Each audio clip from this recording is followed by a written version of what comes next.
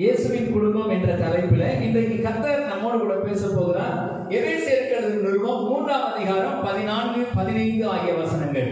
இது நிமித்தம் நான் பரலோகத்திலும் பூலோகத்திலும் உள்ள முழு குடும்பத்துக்கும் நாம காரணராகிய நம்முடைய கர்த்தராகிய இயேசு கிறிஸ்துவினுடைய பிதாவை நோக்கி முழங்காற்படியிட்டு அல்லேலூயா அல்லேலூயா. அப்போஸ்தலனாகிய பவுல் இங்கே எழுதும் பொழுது எபேசு சபையை பார்த்து எழுதுகிறார், பரலோகத்திலும் பூலோகத்திலும் இருக்கக்கூடிய முழு குடும்பத்திற்கும் நாமகாரணராகிய அப்படின்னு ஒரு வார்த்தையை பயன்படுத்துகிறார். குடும்பம் என்கிற ஒரு அமைப்பை தேவன் உண்டாக்கினபடினாலே, அந்த குடும்பத்தை மேன்மையாய் கர்த்தர் நினைக்கிறதுனாலே, குடும்ப உறவுகளை தேவன் மேன்மையாய் மதிக்கிறதுனாலே இந்த குடும்பம் என்கிற வார்த்தையை திரும்ப வேதத்தில் எழுதியிருக்கிறார். என்ன சொல்லப்பட்டிருக்கிறது? பரலோகத்திலும் பூலோகத்திலும் உள்ள முழு குடும்பத்திற்கும் நாமகாரணராகிய. அது என்ன பரலோகத்திலும் பூலோகத்திலும் உள்ள அப்படிங்கிற வார்த்தையை நீங்க பயன்படுத்தி இருக்கிறாங்க. இந்த வார்த்தைக்குள்ள என்ன அர்த்தம் இருக்கிறது? இந்த வார்த்தையினாலே தேவன் நமக்கு சொல்ல வருகிற செய்தி என்ன அப்படின்னு சொல்லி பார்த்தீங்கன்னா, இன்னைக்கு பூமியில் இருக்கக்கூடிய எல்லா மனிதர்களுக்கும் உங்கள் குடும்பம் யாருடையது, இந்த குடும்பத்தினுடைய நபர்கள் யார், உங்க குடும்பத்தில் இருக்கக்கூடிய உறுப்பினர்கள் யார் என்று சென்சஸ் எடுக்க வருகிறவர்கள் கேட்பாங்க. கேட்கும் போது எங்க வீட்டுல குடும்ப தலைவர் என்று ஒருவர் இருக்கிறார், அது எங்க அப்பா, குடும்ப தலைவி எங்க அம்மா, நாங்கள் எல்லாம் பிள்ளைகள், எங்களுக்கு பிள்ளைகள் அப்படின்னு சொல்லி குடும்பம் என்ற அமைப்பை நாங்கள் சொல்லுவோம். ஆனால் வேதம் அப்படி சொல்லவில்லை. பரலோகத்திலும் பூலோகத்திலும் உள்ள முழு குடும்பத்திற்கும் நாமகாரணராகிய. அல்லேலூயா. அப்ப நாம ஏதோ ஒன்றை மிஸ் பண்ணுகிறோம், ஏதோ ஒன்றை நாம் இழக்கிறோம். பரலோகத்தில் இருக்கிற தேவனுக்கும் நமக்கு இருக்கக்கூடிய தொடர்பு இல்லாதபடிக்கு பிசாசானவன் இந்த கடைசி நாட்களிலே ஒரு குடும்பம் என்கிற அமைப்புக்குள்ள இருக்க வேண்டிய முக்கியமான நபரை விட்டு நாம் குடும்பம் என்கிற அமைப்பை பேசுகிறோம். அல்லேலூயா. அதனாலதான் ஆவியானவர் இன்றைக்கு இந்த வார்த்தையை நம்மோடு கூட பேசும் பொழுது நன்றாக நீங்கள் கவனியுங்க. நம்முடைய குடும்பத்துக்குள்ளே ஒரு முக்கியமான நபர் இருக்க வேண்டும். நம்முடைய குடும்பத்துக்குள்ள ஒரு முக்கியமான நபரை நாம் விட்டுவிட்டோம். நம்முடைய குடும்பத்தை சேர்ந்த ஒருவருடைய பெயர் விடுபட்டு விட்டது.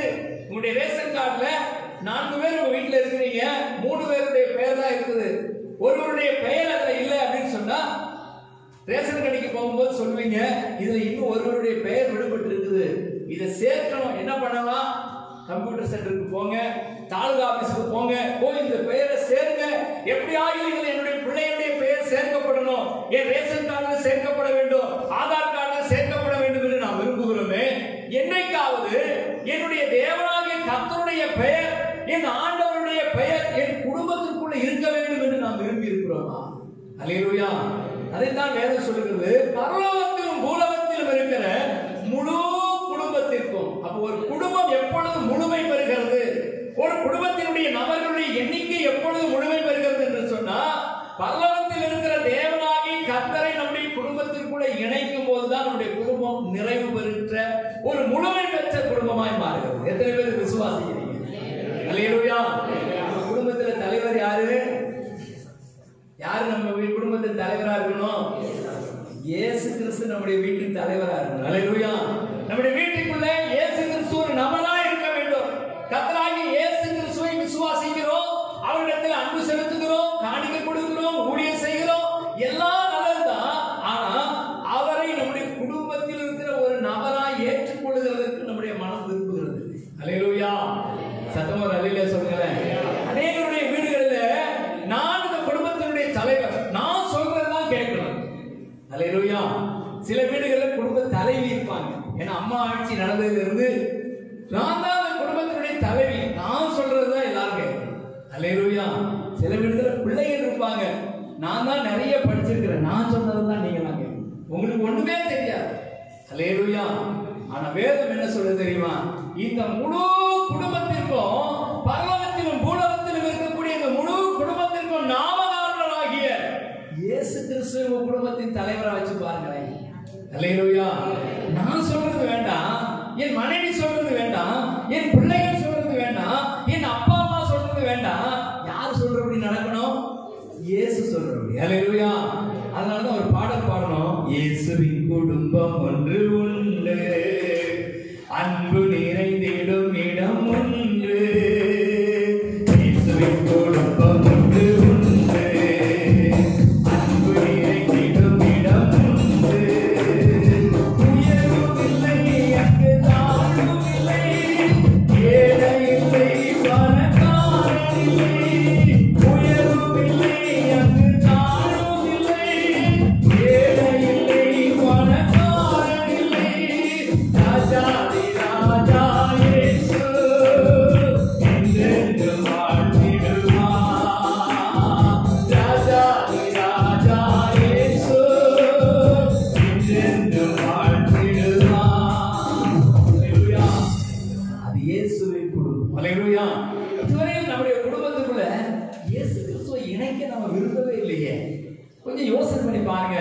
என்னைக்காவது இயேசு கிறிஸ்துவின் குடும்பத்தில் இருக்கிற ஒரு நபர், அவர் என்னுடைய குடும்பத்தில் இருக்கக்கூடிய முக்கியமான நபர், அவர் என் குடும்பத்தில் இணைக்கப்பட்டிருக்கிறாரா, அவரை என் குடும்பத்தில் இணைத்திருக்கிறேனா, அவரையும் சேர்த்து நான் பேசுகிறேனான்னு யோசிச்சு பாருங்களேன். அல்லேலூயா. சத்தமா அணில சொல்லுங்களேன். இந்த சபையில் இருக்கக்கூடிய பிள்ளைகள் அநேகர் என்ன பாஸ்டர்ப்பா அப்படின்னு கூப்பிடுவாங்க. அவங்க என்னோட வயசுல பெரியவங்க தான். ஆனா என்ன கூப்பிடும்போது, அப்பான்னு கூப்பிடும்போது எனக்கே அவ்வளவு சந்தோஷமா இருக்கு. ஏன் தெரியுமா? பரவாயில்ல, என்னை என்ன செஞ்சிருக்கிறாங்க, ஒரு அப்பாவா ஏற்றுக்கொண்டு இருக்கிறாங்க. ஒரு குடும்பத்தில் இப்படி பேசுறாங்க. நீங்க அப்பா கிட்ட கேட்காம, நீங்க பாஸ்டர் பாட்ட சொல்லாம நான் எதுவுமே செய்ய மாட்டோம். பாஸ்டர் பாட்ட சொல்ல போறேன், பாஸ்டர் பாட்ட சொல்ல போறேன், எங்க அம்மா அப்பா தான் முக்கியம் அப்படின்னு சொல்லும் போது இதை கேட்கிற எனக்கு இவ்வளவு சந்தோஷமா இருக்குமானா, உங்க குடும்பத்துக்குள்ள ஆண்டவராக இருக்கிற இயேசு கிறிஸ்துவை உங்க குடும்பத்துல அப்பாவா ஏற்றுக்கொண்டு அவர்கிட்ட சொல்லாம எதையுமே நான் செய்ய மாட்டேன்னு சொன்னா அவர் எவ்வளவு சந்தோஷப்படுவார். அல்லேலூயா. சத்தம் ஒரு அல்லேலூயா சொல்லுகிறேன். நாம் இழந்து விட்டோம், நாம் அந்த காரியத்தை மறந்து விட்டோம். அநேக வேளைகளில இயேசு கிறிஸ்துவை ஒரு தெய்வம் என்கிற ஒரு நிலையில ஒரு போட்டோவுக்குள்ள ஒரு லைட் போட்டு சுற்றி கொண்டிருக்கக்கூடிய ஒரு போட்டோவுக்குள்ள அடைத்து வைத்திருக்க விரும்புகிறோம். அவர் அங்கேயே இருக்கணும்னு சொல்லி விரும்புகிறோம். அவரை நம்முடைய குடும்பத்தின் தலைவராய் ஏற்றுக்கொள்ள, குடும்பத்தில் இருக்கிற ஒரு நபராய் ஏற்றுக்கொள்ள நம்முடைய இருதயம் மறுக்கிறது. அதனாலதான் கர்த்தர் சொல்லுகிறார் அந்த காலவேளையில, பரலோகத்திலும் பூலோகத்திலும் இருக்கிற முழு குடும்பத்திற்கும் நாமகாரணராகிய இயேசு. அல்லேலூயா, அல்லேலூயா. அப்ப பரலோகத்தில் இருக்கக்கூடிய ஒரு நபரும் பூலோகத்தில் இருக்கக்கூடிய நாமும் நம்முடைய பிள்ளைகளும் சேர்ந்ததுதான் ஒரு குடும்பம். அல்லேலூயா. நீங்க கேட்கலாம், இயேசு கிறிஸ்துவை இப்ப நான் என்னுடைய குடும்பத்தின் தலைவராக ஏற்றுக்கிறேன், உங்க குடும்பத்துக்கு என்ன பண்றது? நீங்க தான் உங்க குடும்பத்துக்கு தலைவரா அவரை கூட்டிட்டு போயிட்டீங்களே, நான் என்ன பண்றது? எல்லா குடும்பத்திற்கும் அவர் தலைவரா இருக்க அவரால் முடியும். அல்லேலூயா.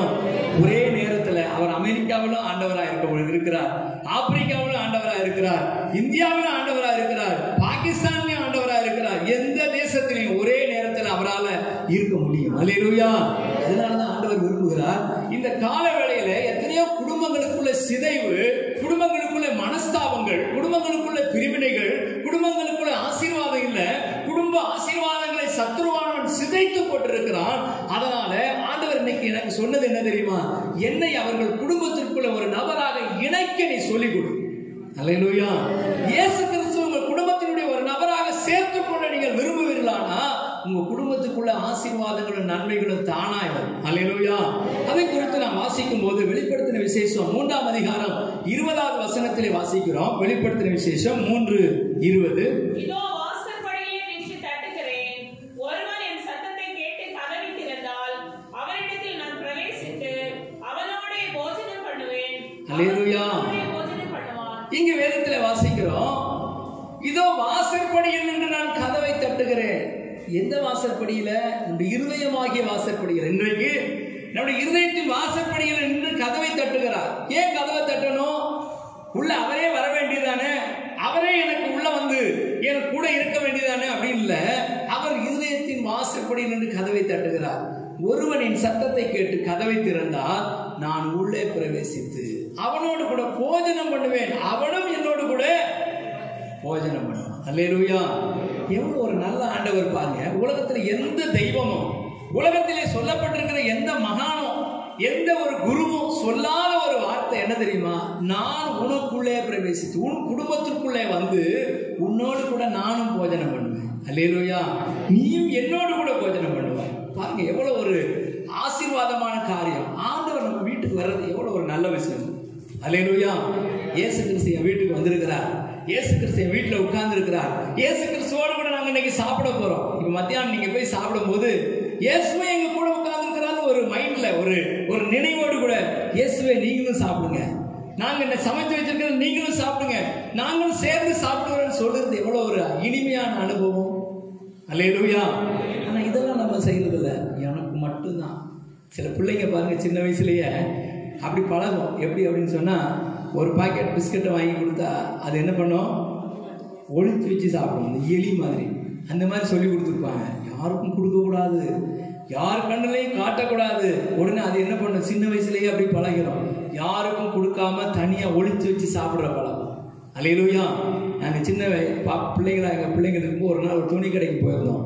அந்த துணி கடையில் துணி எடுக்கிறதுக்கு நாங்கள் உட்காந்துருக்கும்போது இன்னொரு குடும்பத்தார் வந்திருந்தாங்க, எங்களுக்கு பழக்கமான அறிமுகமான ஒரு குடும்பத்தார். அங்கே அந்த பிள்ளை கையில் கோபி மஞ்சூரி வாங்கி கொடுத்துருக்குறாங்க. ஒரு பிளேட்டில் கோபி மஞ்சூரியை ஒரு குச்சி வச்சு அந்த பாப்பா குத்தி குத்தி சாப்பிட்டுட்டே இருக்குது. அதே வயதுடைய பிள்ளை தான் எங்கள் பாப்பாவும். இது என்ன பண்ணுது, அதையே பார்க்குது. பார்க்கும்போது நம்ம உடனே இப்போ கோபி மஞ்சூரி வாங்க போக முடியாது. அந்த பாப்பாவை பார்த்த உடனே அவங்க பாட்டி சொல்றாங்க, எங்க பேத்தி யாருக்குமே கொடுக்க மாட்டா, யாருக்குமே என்ன பண்ண மாட்டா, எதுவுமே கொடுக்க மாட்டா, அந்த மாதிரி நாங்க வளர்த்து வச்சிருக்கிறோம். ரொம்ப நல்ல குடும்பம், கிறிஸ்தவ குடும்பம். இந்துக்களை மற்றவர்களை நான் சொல்லல, ஒரு கிறிஸ்தவ குடும்பத்தை சேர்ந்த ஒரு பிள்ளை. நான் என்ன செய்ய அதுக்காக ஆசைப்படல. அந்த பிள்ளைக்கு என்ன சொல்லி கொடுக்கணும், உன்ன மாதிரி ஒரு சின்ன குழந்தை பக்கத்துல உட்கார்ந்து பார்த்துக்கிட்டு இருக்குதுன்னா நீ என்ன செய்யணும், அதுல கொஞ்சம் அந்த பிள்ளையை இதை எடுத்துக்கோ, இந்த சாப்பிடு அப்படின்னு கொடுக்கணுங்கிற மனநிலையை சொல்லி கொடுக்கணும். அதுதான் இயேசுவின் குடும்பம். அல்லேலூயா. என் பேத்தி யாருக்குமே கொடுக்க மாட்டா, ரொம்ப நல்ல விஷயம். கடைசியில உனக்கும் தர மாட்டேன். அல்லேலூயா. இந்த கிழவி என்ன நினைச்சது தெரியுமா, யாருக்குமே கொடுக்காத மாதிரி என் பேத்தியை வளர்த்து நான் நல்லா வளர்த்துட்டேன்னு நினைச்சது. கடைசி காலத்துல அந்த பேத்தி கடைசியில பாட்டியை பார்க்காமலே பாட்டி செத்து போச்சு. அல்லேலூயா. அந்த பாட்டியை கடைசியில யாருமே அந்த ரூம் பக்கமே போகல. ஒரே ஸ்மெல்லு, ஐயோ பாட்டி படுத்திருக்கிற இடம் ரொம்ப ஸ்மெல்லுன்னு போகவே இல்லை. அப்பதான் நானும் பாசமாவும் பேசிக்கிட்டோம். பேத்தி எப்படி வளர்த்தாங்க, யாருக்குமே கொடுக்காத மாதிரி. ஆனா அந்த பேத்தி கடைசியில என்ன செய்யல, பாட்டியை போய் எட்டியே பார்க்கல. அல்லேலூயா. சத்தமா அல்லேலூயா சொல்லுங்களேன். இயேசுவின் குடும்பங்கிறது அப்படி இல்லை. அந்த இயேசுவின் குடும்பத்துக்குள்ள அன்பு உண்டு, சமாதானம் உண்டு, நிம்மதி உண்டு, ஆறுதல் உண்டு, சுகவாழ்வு உண்டு, விட்டு கொடுக்கிற மனப்பான்மை உண்டு, ஒருவருக்கு ஒரு அன்பு உண்டு. இதெல்லாம் இருக்கிறதா இயேசுவின் குடும்பம். இதை குறித்து தான் இன்னைக்கு கற்றுக்கொள்ள போகிறோம். யோவான் எழுதின சுவிசேஷம் 10ஆம் அதிகாரம் 9வது வசனத்தில் வாசிக்கும் பொழுது, இயேசு கிறிஸ்து உங்கள் குடும்பத்திற்குள்ள வந்தா அவர் உங்களுடைய வாசற்படியில் நின்று கதவை தட்டுகிறார். நீங்கள் கதவை திறந்து வீட்டுக்குள்ள இடம் கொடுத்தா என்ன நடக்குமா? வாசிங்க. யோவான் 10:9. நானே வாசல், என் வழியாய் ஒருவன் உட்பிரவேசித்தால் அவன் ரட்சிக்கப்படுவான், அவன் உள்ளும் புறமும் சென்று மேய்ச்சலை கண்டடைவான். அல்லேலூயா. பரலோகத்திலும் பூலோகத்திலும் இருக்கிற முழு குடும்பத்திற்கும் நாமகாரனர் எழுதப்பட்டுச்சு. ஏன் தெரியுமா? இந்த பரலோகத்தில் இருக்கக்கூடிய இயேசு கிறிஸ்துவும் பிதாவாகிய தேவனும் இந்த பூலோகத்தில் இருக்கக்கூடிய கணவன் மனைவி பிள்ளைகள் இவர்கள் எல்லாரும் சேர்ந்த ஒரு குடும்பத்துக்குள்ள இயேசு கிறிஸ்து இருந்தா அந்த குடும்பத்துக்குள்ள என்ன நடக்குமா? ஆண்டவர் சொல்லுகிறார், ஒருவன் என் வழியாய் உள்ளே பிரவேசித்தார். எதுக்குள்ள பிரவேசித்தார்? இந்த குடும்பத்துக்குள்ளே பிரவேசித்தால், இந்த குடும்பத்தின் நபராய் மாறினா அவன் உள்ளும் புறமும் சென்று மேய்ச்சலை கண்டடையும். அல்லேலூயா. எங்க போனாலும் உள்ளேயும் ஆசீர்வாதம், வெளியிலேயும் ஆசீர்வாதம், பட்டணத்திலும் ஆசீர்வாதம், வெளியிலும் ஆசீர்வாதம், நிலங்களிலும் ஆசீர்வாதம், குடும்பத்திலும் ஆசீர்வாதம். அல்லேலூயா. அப்ப உள்ளும் புறமும் மேய்ச்சலை கண்டடையத்தக்கதான ஆசீர்வாதம் எங்க இருக்குது? இயேசுவின் குடும்பத்துக்குள்ள இருக்குது. அல்லேலூயா. இன்னொரு வசனத்தை வாசிப்போம். சங்கீதம் 95:7 சொல்லப்பட்டிருக்கிறது. 95ஆம் சங்கீதம் 7ஆம் வசனம். அவர் நம்முடைய தேவன், நாம் அவர் மேய்ச்சலின் ஜனங்களும், அவர் கைக்குள்ளான ஆடுகளுமாமே. அல்லேலூயா. அவர் நம்முடைய தேவன், நாம் அவருடைய மேய்ச்சலின் ஜனங்களும், அவர் கைக்குள்ளான ஆடுகளுமாமே.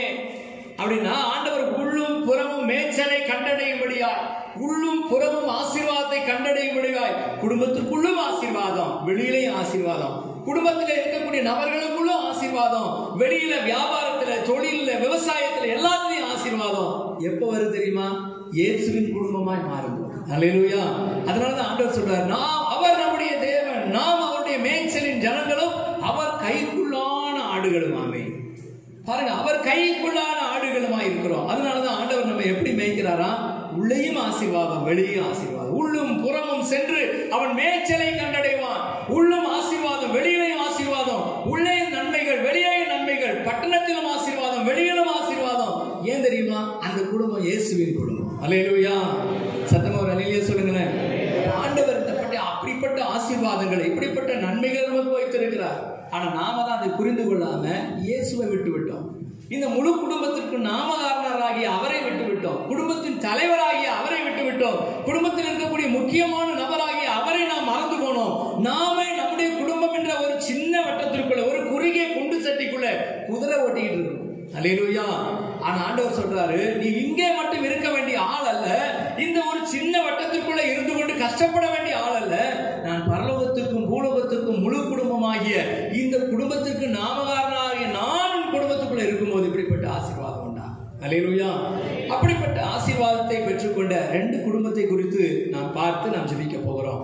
முதலாவதாக யோவான் எழுதின சுவிசேஷம் 11ஆம் அதிகாரம் 5வது வசனம். யோவான் 11:5 வாசிக்க கேட்போம். இயேசு மார்த்தாளிடத்திலும் அவளுடைய சகோதரனிடத்திலும் லாசரிடத்திலும் அன்பாய் இருந்தார். அல்லேலூயா. இங்க பாருங்க, இயேசு கிறிஸ்து எல்லாரிடத்திலும் அன்பா இருக்கிறார். இப்ப பாத்தீங்கன்னா யோவான் சுவிசேஷத்தில் நான் வாசிக்கிறோம், பிதாவாகிய தேவன் தம்முடைய ஒரே பேரான குமாரனை உலகத்துக்கு தந்தருளி இவ்வளவாய் அன்பு கூர்ந்தார். உலகத்திலே அன்பு கூர்ந்தார். அப்ப உலகத்தில் இருக்கிற எல்லார் மேலேயும் அன்பா இருக்காரு. ஆனா அதுல ரொம்ப விசேஷமா ஸ்பெசிபிக்கா எழுதப்பட்டிருக்கிறது, இயேசு லாசருவின் மேல, மார்த்தாளின் மேல, மரியாளின் மேல அன்பா இருந்தார். அல்லேலூயா. சத்தமா ஒரு அல்லேலூயா சொல்லுங்களேன். நம்ம ரோட்ல நடந்து போகும்போது எதிரில் வர்ற எல்லாருக்கும் டீ வாங்கி கொடுக்க மாட்டோம். எதிரில் வர்ற எல்லாரையும் விஷ் பண்ண மாட்டோம். யாரை விஷ் பண்ணுவோம்? தெரிஞ்சவங்களுக்கு விஷ் பண்ணுவோம். மிகவும் அன்பானவர்களுக்கு டீ வாங்கி கொடுப்போம். மிகவும் நெருக்கமானவர்களுக்கு ஒரு ஜூஸ் வாங்கி கொடுப்போம். ஏன் தெரியுமா? நம்முடைய அன்பை வெளிப்படுத்துகிறது அதுதான். அல்லேலூயா. பாஸ்டர், நான் ரொம்ப அன்பா இருக்கிறேன் பாஸ்டர். பஸ் ஸ்டாண்டு கிட்ட இப்ப என்ன பாக்குறீங்க, நான் ரொம்ப அன்பா இருக்கிறேன் பாஸ்டர். சோத்திரம் பாஸ்டர் அப்படின்னு போயிட்டே இருந்தா அந்த அன்பு எப்படிப்பட்டது? கிரியை இல்லாத அன்பு செத்ததா இருக்கிறது. அப்ப என்ன செய்யணும்? கிரியையில வெளிப்படுத்தணும். கிரியையில அதுக்காக ஓ பாஸ்டர் பார்க்கும்போது டீ வாங்கி கொடுத்து கொண்டு இருக்கணும் பாஸ்டர் அப்படின்னு முடிவு பண்ணி நான் சொல்றது எதுக்காகனா, அன்பை எப்படி வெளிப்படுத்துறது? ஒருவருக்கு ஒருவர் ஒரு உதவி செய்து, ஒருவருக்கு ஒருவர் ஏதாவது ஒரு பொருளை வாங்கி கொடுத்து, சாப்பிட்றதுக்கு ஏதாவது கொடுத்து, அதுதான் அன்பை வெளிப்படுத்தணும். உங்க வீட்டுக்கு வரோம், வீட்டுல வந்து பாஸ்டர் உங்க மேல ரொம்ப அன்பா இருக்கிறேன் பாஸ்டர், ஆனா என்ன செய்ய மாட்டோம்? ஒண்ணுமே தர மாட்டோம். அப்படின்னு அந்த அன்பு எப்படிப்பட்டது? மாயமான அன்பு. இப்போ கணவன் மனைவிக்குள்ள இப்போ வந்து வெளியில இருந்து கணவர் வேலைக்கு போயிட்டு வர்றாரு, வந்த உடனே மாமா நான் உங்க மேல ரொம்ப அன்பா இருக்கிறேன் மாமா, ஆனா சமைக்கவே மாட்டேன். இப்படி ஒரு மனைவி இருந்தா அந்த அன்பு எப்படிப்பட்டது?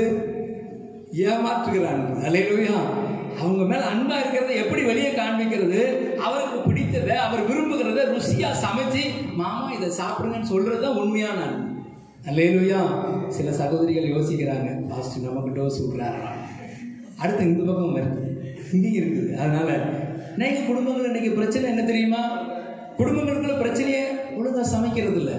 பெண்கள் ஒழுங்கா என்ன செய்யறது இல்லை? சமையல் பண்ணிடுறது இல்லை. சமைக்கணும்னா அவங்களுக்கு வேப்பங்காயா கசக்குது. எப்படி சமைப்பது அப்படின்னு சொல்லி யூடியூப்பை போட்டு பாருங்க. அல்லேலூயா. பாருங்க, சின்ன பிள்ளைங்க எல்லாம் பாருங்க, சில பிள்ளைங்க யூடியூப்பை பார்த்து பொரியல் வறுவல் எல்லாம் பண்ணி சாப்பிடுதுங்க. அல்லேலூயா. சில பிள்ளைங்க பாருங்க வீட்டில் உட்கார்ந்துருக்கிறாங்க. இப்போ இந்த லாக்டவுன் டைம்ல அவங்களுக்கு வேற வேலை இல்லை, யூடியூப் எடுத்துட்டு சிக்கன் சமைப்பது எப்படி போடுங்க, வரும். அல்லேலூயா. மட்டன் குழம்பு ருசியாக செய்வது எப்படி போடுங்க, வரும். அப்படியாவது சமைச்சு கற்றுக்கொள்ளுங்க. அல்லேலூயா. எதுக்கு தெரியுமா? உங்களுக்காக அல்ல, உங்களிடத்தில் அன்பா இருக்கிறவர்கள் மேல அன்பை பகிர்ந்து கொள்ளுகிறதற்காக. எனக்கு செய்யணும்னு சொல்ல வரல. அல்லேலூயா. எங்க வீட்டில் பாஸ்டமா அழகா சமைப்பாங்க, நல்லா நீட்டா சமைப்பாங்க, டேஸ்டா சமைப்பாங்க. அவங்க யூடியூப்பை பார்க்காமலே சமைக்கிறாங்க. எனக்கு தேவையில்லை. உங்கள் குடும்பத்துக்குள்ள அன்பு பெருகணும்னா, உங்கள் குடும்பத்துக்குள்ள அந்யோன்யம் வரணும்னா, ஒருவருக்கு ஒருவர் அந்யோன்யமும் அன்பும் பெருகணும்னு சொன்னா, இந்த அன்பா இருக்கிறத வெளியே காண்பிக்கிறது எப்படி? இந்த அன்பா இருக்கிறங்கிறத அவருக்கு சொல்லுறது எப்படி? அதை எக்ஸ்போஸ் பண்றது எப்படி? நான் அதை எப்படி அவருக்கு தெரிவிக்க முடியும்? அவருக்கு பிரியமானதை சமைச்சு கொடுத்து, அவருக்கு தேவையானதை சமைச்சு கொடுத்து அசத்துறது தான் உண்மையிலே அன்பா இருக்கிறது. அல்லேலூயா. அதே போல கணவர்கள், ஆண்கள் என்ன செய்யறது? நான் உன் மேல ரொம்ப அன்பா இருக்கிறேன். சில சகோதரர்கள் குறித்து அவங்க மனைவிமார்கள் இடத்துல குறையா சொல்லுவாங்க, இப்படி ஊற்றி பிச்சுன்னு இருப்பாங்க. என்ன சிஸ்டர் சொல்லுங்க, எங்க வீட்டுக்காரர் கல்யாணம் 20 வருஷம் ஆச்சு, இன்னும் இவ்வளவு பெரிய துணி கூட எனக்கு வாங்கி கொடுத்ததே இல்லை. இவ்வளவு பெரிய துணியை வச்சு என்ன செய்வீங்க? மூக்கு வேணா தொடச்சுக்கிறேன். அல்லேலூயா. ஒரு சின்ன துணி கூட எனக்கு வாங்கி கொடுத்ததில்லை. இவர் அன்பா இருக்கிறாராமா. கேட்டா, ஐயோ என் மனைவி மேல நான் ரொம்ப அன்பா இருக்கிறேன், ஆனா என்ன செய்ய மாட்டேன்? எதுவுமே வாங்கி கொடுக்க மாட்டேன். அல்லேலூயா. இந்த அன்பு மாயமானமான அன்பு. என்ன செய்யணும்? அவர்களுடைய தேவைகளை திருமணத்தில் நாங்கள் பிரசங்கம் பண்ணும்போது சொல்லுவோம், திருமண வீட்டில் பிரசங்கம் பண்ணும்போது சொல்லுவோம், கிறிஸ்து சபையை போஷித்து காப்பாற்றுகிறது போல கணவனும் மனைவியை என்ன செய்யறான்? போஷித்து காப்பாற்றுகிறான். 2 வேலை இருக்குது. அவங்க என்ன செய்யணும்? ஒரே வேலை, கீழ்ப்படியணும். ஒன்னே முடிச்சிருவோம். பெண்கள் என்ன செய்யணும்? கிறிஸ்துவாகிய தலையாகிய கிறிஸ்துவுக்கு கீழ்ப்படிக்கிறது போல எந்த மனைவியும் தன் சொந்த புருஷனுக்கு எந்த காரியத்திலையும் கீழ்ப்படிய வேணும். ஒரே வார்த்தை. ஆனா உங்களுக்கு என்ன இருக்குது? 2 இருக்குது. போஷித்து காப்பாற்றணும். போஷிக்கணும், காப்பாற்றணும். போஷிக்கணும், காப்பாற்றணும். யோசிங்க, என்னைக்காவது என் மனைவிக்கு எல்லா ட்ரெஸ் எல்லாம் இருக்குதா? அவ என்ன விரும்புவா? அவளுக்கு எது பிடிக்கும்? சிக்கன் கபாப் பிடிக்குமா? கோபி மஞ்சள் பிடிக்குமா? இல்லையா? இப்படி என்னைக்காவது யோசிச்சு வாங்கி கொண்டு கொடுத்துருக்கீங்களாயா? இல்லை ஏதாவது ஒரு பொருளை வாங்கி கொடுத்து அவங்கள அன்பு செலுத்துறேன், நான் அன்பா இருக்கிறேன் அப்படிங்கிறத காட்டி இருக்கிறோமா? அதெல்லாம் நான் செய்ய மாட்டேன். ஆனா அவ மட்டும் என்னட்டு அன்பாவே இருக்கணும். அல்லேலூயா. சத்தமா நல்லவே சொல்லுங்களேன். இயேசுவின் குடும்பம் அப்படின்னு சொன்னா அங்க அன்பு இருக்கும். இயேசுவின் குடும்பம் என்று சொன்னா அங்க ஒருவருக்கு ஒருவர் அந்த அன்பை பகிர்ந்து கொள்கிற வழியை கண்டுபிடித்துக் கொண்டிருப்பார்கள். அன்பு செலுத்த நாம் தவறுவோமானால், ஒருவருக்கு ஒருவர் அன்பு பாராட்ட நாம் தவறுவோமானால் ரட்சிப்பை இழந்து போகிறோம். இந்த ரட்சிப்பு கேள்விக்குறியாகிறது. ஏன் இந்த அன்பு செலுத்த முடியல? ஏன் ஒருவருக்கு ஒருவர் விட்டு கொடுக்க முடியல? அங்க இயேசு இல்லை. அல்லேலூயா. இயேசுவின் குடும்பம் என்று சொல்லிக் கொள்கிறோம். வீட்டுக்குள்ள இயேசு இருந்தால், இயேசு மார்த்தாளின் மேல, மரியாளின் மேல, லாசரின் மேல அன்பா இருந்தார். நீங்க எல்லாம் கேட்கலாம், ஏங்க இயேசு அவர் இந்த குடும்பத்தின் மேல ஏன் அன்பா இருந்தாரு? அந்த குடும்பத்தின் மேல ஸ்பெசிபிக்கா அவர் அன்பா இருக்க காரணம் என்ன? இயேசு கிறிஸ்துவோடு கூட ஆயிரக்கணக்கான மக்கள் நடந்தார்களே, அந்த ஊர்ல எத்தனையோ ஜனங்கள் இருந்தாங்களே, அந்த குடும்பத்தை ஏயா இயேசு நேசிக்கணும்? அந்த மார்த்தாள் மரியாள் குடும்பத்தில் அப்படி என்ன விசேஷம்? நீங்க யோசிச்சு பாத்தீங்களா? என்னைக்காவது அந்த மார்த்தாள் மரியாள் குடும்பத்தை நம்முடைய கண்களுக்கு முன்பாக கொண்டு வந்தோமானால், இந்த மார்த்தாள் மரியாள் குடும்பம் ஒரு தகப்பன் இல்லாத குடும்பம். அப்பா இல்லை அவங்களுக்கு. 3 பேரும் பிள்ளைகள். பெரியவள் மார்த்தாள், சின்னவள் மரியாள், அடுத்து லாஸ்ட்ல லாசரு. 3 பிள்ளைகள். தகப்பனுடைய அன்பை அறியாத பிள்ளைகள், தகப்பனுடைய அன்பு கிடைக்காத பிள்ளைகள். இயேசு பெத்தானியா என்ற கிராமத்துக்கு போகும்போதெல்லாம் மார்த்தாள் வீட்டுல, மரியாள் வீட்டுல தான் போய் தங்குவார். அல்லேலூயா. சத்தமா ஒரு அல்லேலூயா சொல்லுங்களேன். எங்களுடைய அன்பு கிடைக்காத இந்த குடும்பத்துல, உலக தகப்பனுடைய அன்பு கிடைக்காத இந்த குடும்பத்துல, உலக பிரகாரமான தாய் தகப்பனுடைய அன்பு கிடைக்காத இந்த குடும்பத்திற்குள்ள இயேசு கிறிஸ்துவை தகப்பனாய் அவர்கள் ஏற்றுக்கொண்டதுனால அந்த குடும்பத்துல போய் இயேசு தங்கி இருப்பார். அல்லேலூயா. அங்க நடந்த ஒரு சம்பவம் என்ன தெரியுமா? வாசிச்சு பாருங்க. யோவான் 11ஆம் அதிகாரம் 11வது வசனத்துல அந்த குடும்பத்துக்குள்ள நடந்த ஒரு சம்பவம். இவைகளை அவர் சொல்லிய பின்பு அவர்களை நோக்கி, நம்முடைய சிநேகிதனாகிய லாசரு நித்திரை அடைந்திருக்கிறான், நான் அவனை எழுப்ப போகிறேன் என்றார். அல்லேலூயா. சத்தமா ஒரு அல்லேலூயா சொல்லுங்களேன். பாருங்க, இந்த குடும்பம் இயேசுவுக்கு ரொம்பவும் அன்பா இருந்தாங்க. இயேசுவை நேசிக்கிற ஒரு குடும்பம், இயேசுவும் அவர்களை நேசிக்கிற ஒரு குடும்பம். அதே போல இயேசுவுக்கு என்ன தெரியணும்? நான் இயேசு எனக்கு தெரியும். இயேசுக்கு என்ன தெரியுமா? இயேசு கிறிஸ்துவுக்கு எங்களை தெரியுமா? என் குடும்பத்தை தெரியுமா? அல்லேலூயா. யோசனை பண்ணி பார்த்திருக்கோமா? என்னைக்காவது அதை குறித்து சிந்தித்து பார்த்திருக்கிறோமா? எப்படி இந்த குடும்பத்தின் மேல அன்பா இருந்தாரு? இந்த மார்த்தாள் மரியாள் லாசருவின் குடும்பத்தின் மேல இயேசு அன்பா இருந்தார் எழுதப்பட்டிருக்கிறது. அந்த குடும்பத்தில் இருக்கக்கூடிய ஒரு நபராக இயேசுவை ஏற்றுக்கொண்டதனால் மாத்திரமல்ல, இயேசு கிறிஸ்துவை எந்த வழியிலெல்லாம் சந்தோஷப்படுத்த முடியுமோ, இயேசு கிறிஸ்துவுக்கு எப்படியெல்லாம் ஆறுதலா இருக்க முடியுமோ அப்படியெல்லாம் அவங்க இருந்ததுனால அந்த குடும்பத்தின் மேல அன்பா இருந்தார். அல்லேலூயா. சத்தமா ஒரு அல்லேலூயா சொல்லுங்களேன். இயேசுக்கு எப்படி ஆறுதலா இருந்தாங்க? அவர் ஊழியத்துக்கு போயிட்டு கிராமங்கள் தோறும் நடந்து களைப்பா இந்த வீட்டுக்கு வருவார். களைப்பாய் பெத்தானியா கிராமத்துக்கு வருவார். அவருக்கு ஒரு ஆறுதல், இந்த பெத்தானியா கிராமம் வந்தா என் பிள்ளைகள் இருக்கக்கூடிய வீடு, என் பிள்ளைகள் இருக்கக்கூடிய வீடு இங்க இருக்குது. என் பிள்ளைகள் இடத்துல போய் சற்று நான் இளைப்பாரி, கொஞ்சம் நான் சாப்பிட்டு, கொஞ்சம் நான் திருப்தி அடைந்து சந்தோஷமா அடுத்த கிராமத்துக்கு போவேன்னு சொல்லி பெத்தானியா கிராமத்துக்கு வருவார். அல்லேலூயா. அங்க வரும்பொழுது அங்க நடந்த சம்பவங்களை நீங்க வீட்டுல போய் வாசிச்சு பாருங்க. மார்த்தாளோ பற்பல வேலைகளை செய்கிறதுல கவனமா இருப்பான். அல்லேலூயா. மார்த்தாளுடைய வேலை என்ன? இயேசு கிறிஸ்து எப்படியாவது இம்ப்ரெஸ் பண்ணணும், அவருக்கு சந்தோஷமா மகிழ்ச்சியாய் சமையல் பண்றார். 11 கூட 12 பேர் வராங்க. யார்? எத்தனை பேரு? 12 பேர் வராங்க. இயேசுவோடு சேர்த்து 13 பேர். 13 பேருக்கும் சளைக்காம சமையல் பண்றார். என்ன சமைச்சிருப்பாங்க? ஒரு களியோ ஒரு கொட்டை குழம்போ எதையோ ஒன்று செஞ்சிருப்பாங்க. செய்யறது 11 பேருக்கு 13 பேருக்கு செய்யறது ஈஸியான வேலையாங்க? அல்லேலூயா. ரொட்டி செஞ்சிருப்பாங்க. அல்லேலூயா. ஒரு ரொட்டியும் ஒரு மட்டன் குழம்பும் செஞ்சிருக்கலாம், இல்ல ரொட்டியும் சிக்கன் கிரேவியும் வச்சிருக்கலாம், ஏதோ ஒன்று செஞ்சிருக்கிறான். அதெல்லாம் செய்யறதுனால ஒன்று அவனுடைய வாழ்க்கையில அவனுடைய குடும்பத்துல செத்து போன லாசருவை உயிரோடு கூட எழுப்ப அதுதான் காரணம். அல்லேலூயா. நம்முடைய வாழ்க்கையில் எத்தனையோ விஷயங்கள் செத்து போன நிலையில, மரித்து போன நிலையில, இனிமேல் இது நடக்காது என்று சொல்லி இருக்கிறோமா? இயேசு கிறிஸ்துவை சந்தோஷப்படுத்தி பாருங்க. உங்க குடும்பத்தில் ஒரு நபரா அவரை ஏற்றுக்கொண்டு அவருக்கு செய்ய வேண்டிய கனத்தையும் அவருக்கு செய்ய வேண்டிய மரியாதையும் அவருக்கு கொடுக்க வேண்டிய முக்கியத்துவத்தையும் கொடுத்து பாருங்க. மரித்து போன லாசருவை எழுப்பினது போல உங்கள் குடும்பத்தில் இருக்கிற மரித்து போன காரியங்களை, நீர்த்து போன காரியங்களை, முடியாது என்று சொல்லப்பட்டவைகளை திரும்ப எழுப்ப என் தேவன் வல்லமை உள்ளவராக இருக்கிறார். அல்லேலூயா. அல்லேலூயா. எக்கால சத்தம் வானில் தோனித்திடவே என் இயேசு மகாராஜனே வந்திடுவார். எக்கால சத்தம் வானில் தோனித்திடவே என் இயேசு மகாராஜனே வந்திடுவார். அந்த நாள் மிக சமீபமே, புத்தர்கள் அவர் சேர்ந்திடவே. அந்த நாள் மிக சமீபமே, புத்தர்கள் அவர் சேர்ந்திடவே. தேவை காணோம் மாறி கொடுக்க தேவாதி தேவரை சந்திக்குமே. தேவை காணோம் மாறி கொடுக்க தேவாதி தேவரை தரிசிக்குமே. காலசுத்தம் வாய் தோணித்திடவே இயேசு மகாராஜனே வந்திடுவார். காலசுத்தம் வாய் தோணித்திடவே இயேசு மகாராஜனே வந்திடுவார். அல்லேலூயா. இயேசு கிறிஸ்துவை சந்தோஷப்படுத்தி மகிழ்ச்சிப்படுத்தி நம்ம குடும்பத்தில் இருக்கிற ஒரு நபராய் ஏற்றுக்கொள்ளும் போது மரித்து போன லாசர் எழுப்பினது போல எந்த காரியமும் மரித்து போன நிலையில் இருந்தாலும் அதை திரும்ப உயிர்ப்பிக்க என் தேவனாலே முடியும். அல்லேலூயா. ஏன் அந்த குடும்பத்தின் மேல அன்பா இருந்தார் தெரியுமா? அவர்களும் அவர் மேல அன்பா இருந்தார். அல்லேலூயா. ஒருவேளை நான் நினைக்கிறேன் இயேசு கிறிஸ்து வருகிறார் என்ற ஒரு செய்தி அந்த குடும்பத்தின் காதுல விழுது. உடனே லாசர் ஓடி போயிருப்பான். எங்க போயிருப்பான் தெரியுமா? ஊர் எல்லையில போய் நின்றுப்பான். எதுக்காக? இயேசு வருகிறார், அவரை வரவேற்கணும், இயேசு கிறிஸ்துவை பார்க்கணும், அவரை என் வீட்டுக்கு கூட்டிட்டு போகணும், வேற எவனாவது கூட்டிட்டு போயிடக்கூடாது. அல்லேலூயா.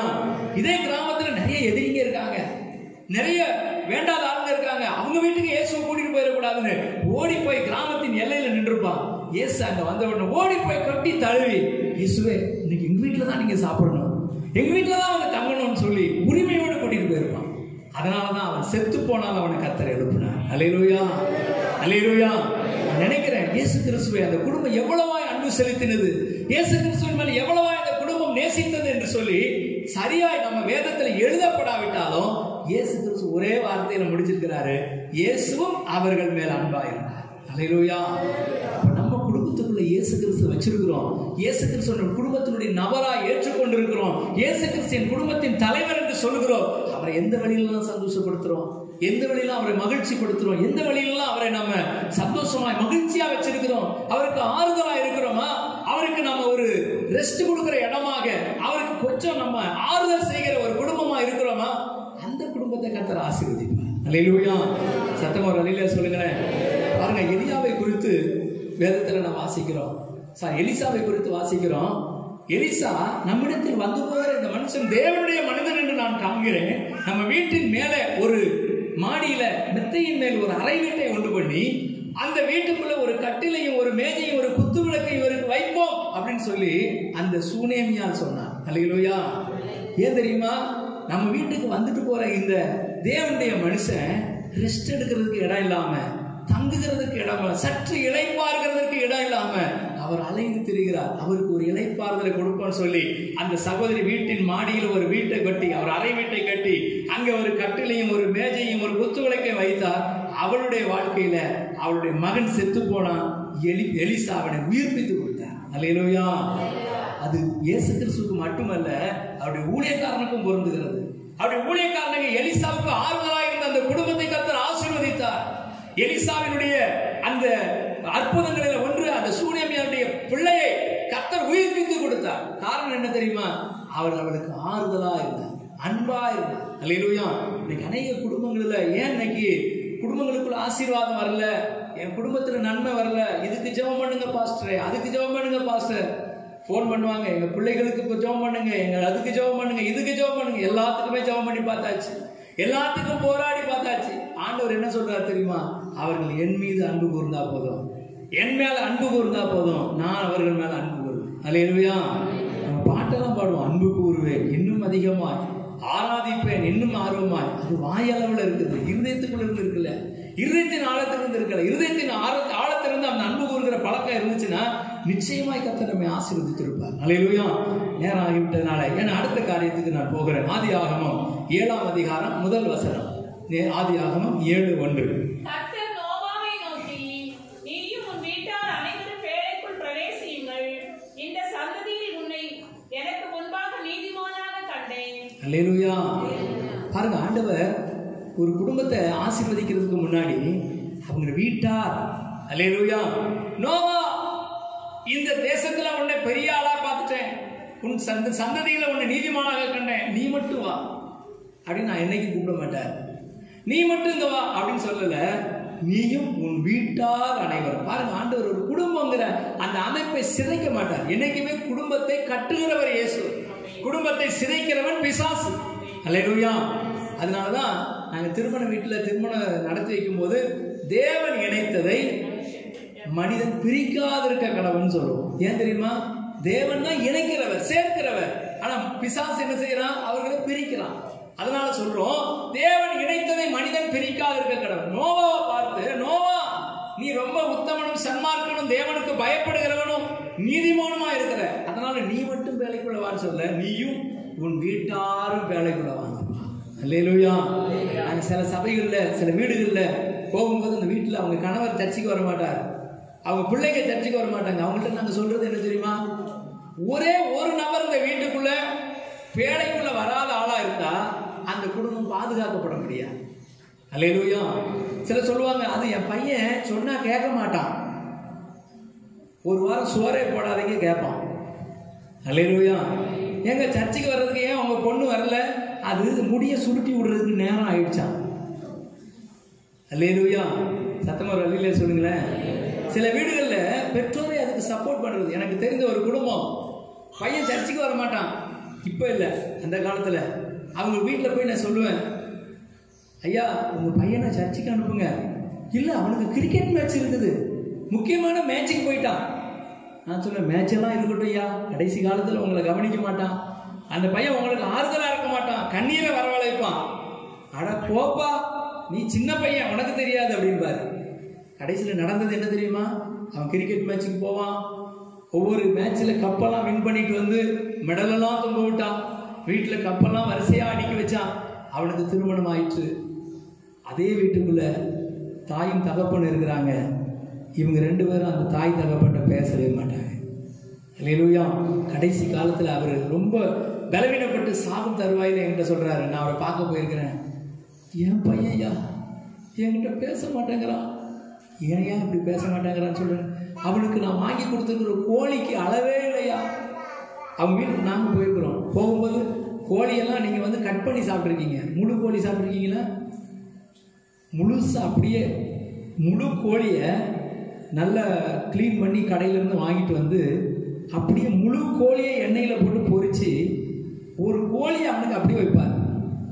அந்த பையன் அப்படி ஒரு கோழியை அடித்து விடுவான். ஏன்னா அவர் வந்து அத்லெட்டிக்ஸ் வீரர், கிரிக்கெட் வீரர், வேலைக்கு அவர் கிரிக்கெட்டுக்கு போகணும், நல்ல மட்டையில் அவர் பால் அடிக்கணும் அப்படின்னு சொல்லி அவனை நல்லா ஸ்ட்ரென்தன் பண்ணணும்னு பண்ணார். கடைசி காலம் துக்கத்தோடு கூட இறந்து போனார். அவர் சாகும் தருவாயில் கண்ணீரோடு கூட இறந்து போனார். ஏன் தெரியுமா? என் பையன் என்ன கவனிக்கலையா, என்கிட்ட பேசலையா. எப்படியா பேசுவான்? நான் சொல்லும்போது உங்களுக்கு அப்போ விளையாட்டா இருந்துச்சு, சொல்லும்போது அது துக்கமா இருந்துச்சு. உங்க பையனை சர்ச்சுக்கு வர வைங்க, ஆலயத்துக்குள்ள வர வைங்க, பேழைக்குள்ள வர வைங்க. அதுதான் பாதுகாப்பு. உன் குடும்பத்தை பாதுகாக்க வேண்டுமானால் பேழைக்குள்ளே நோவாவும் அவன் குடும்பத்தாரும் பிரவேசித்தார்கள், அவன் வீட்டாரும் பிரவேசித்தார்கள். அப்படி பிரவேசித்ததுனால என்ன நடந்தது? ஆதியாகமம் 7ஆம் அதிகாரம் 7ஆம் வசனத்தில் வாசிக்கிறோம், ஜலப்பிரளயத்துக்கு தப்பும்படி நோவாவும் அவனுடனே கூட அவன் குமாரரும் அவன் மனைவியும் அவன் குமாரனின் மனைவிகளும் பேழைக்குள் பிரவேசித்தார்கள். பேழைக்குள்ள ஜலப்பிரளயத்துக்கு தப்பும்படி இதோ உலகத்துல ஒரு பெரிய ஜலப்பிரளயம் வரப்போகிறது. தேசத்துல ஒரு பெரிய ஜலப்பிரளயம் வரப்போகிறது. ஒரு பெரிய அநீதியான காரியங்கள் தேசத்தில் நடைபெற போகிறது. இந்த வருஷமும் ஆசீர்வாதமா இருக்க போவதில்லை. இந்த வருஷத்திலும் தேசம் பல்வேறு விதமான காரியங்களினால் அலைக்கழிக்கப்பட போகிறது. நீங்க நினைக்கலாம், பெட்ரோல் விலை இன்னைக்கு 100 ரூபாய தொட்டுடுச்சு, 100 ரூபாய் கிட்ட வந்துடுச்சு. ஏன் பெட்ரோல் விலை எப்படி ஏற்றுறாங்க? இனி வரும் காலங்களில் நம்ம என்ன செய்ய போறோம் அப்படின்லாம் யோசிக்கிறதே இல்லை. என்ன நடந்தாலும் பரவாயில்ல, எப்படி நடந்தாலும் பரவாயில்லன்னு ஓடுறோம்.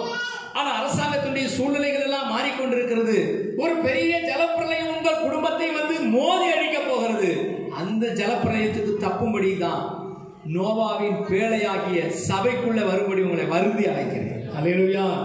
கணவர் ரட்சிக்கப்படலையேன்னு சொல்லி யாராவது இருந்தீங்கன்னா அந்த கணவருக்காக உபவாசம் பண்ணுங்க, அன்பாய் பேசுங்க. எப்படியாகிலும் இந்த பேழைக்குள்ள அவரை கொண்டு வந்துருங்க.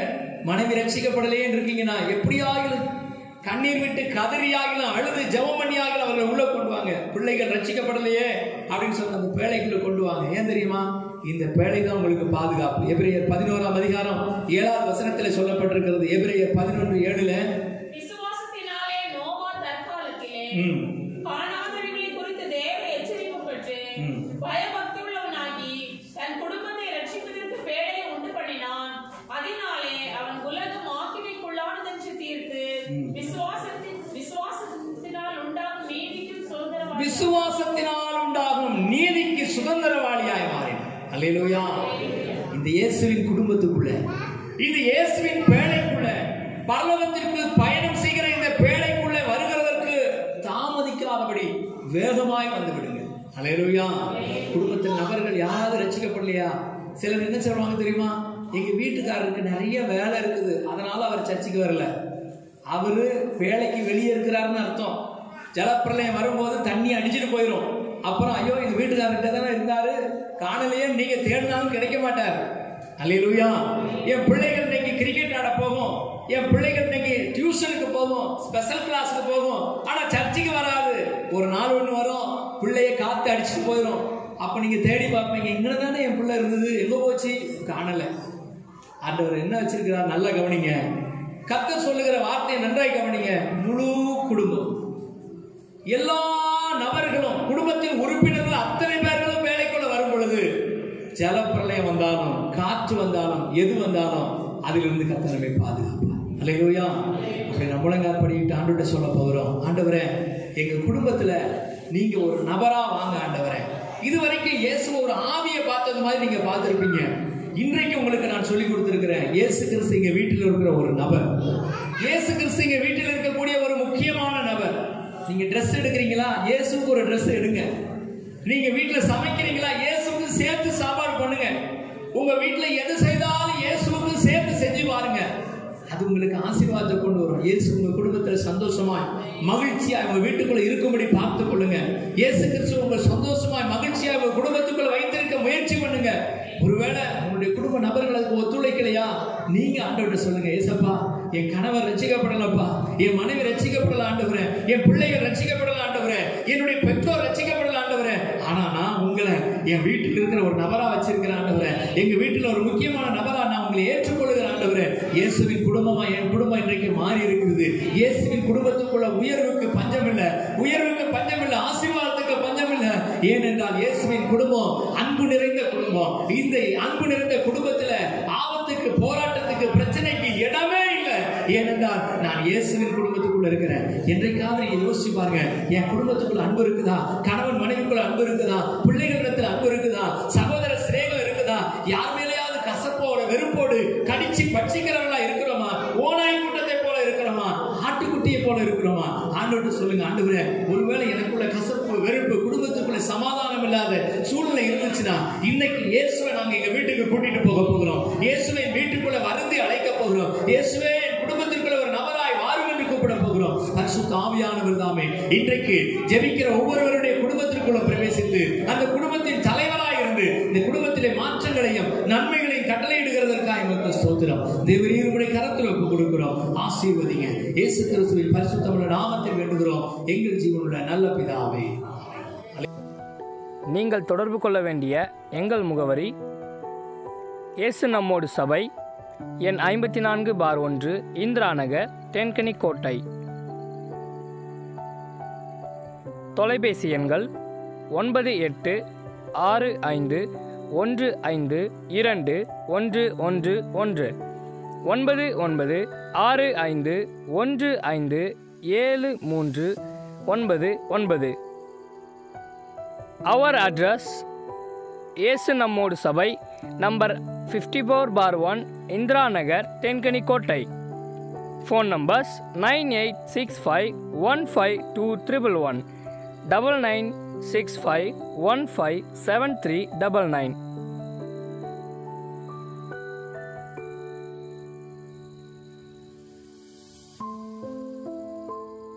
இயேசு கிறிஸ்து உங்களை ஆசீர்வதிப்பாராக. ஆமென்.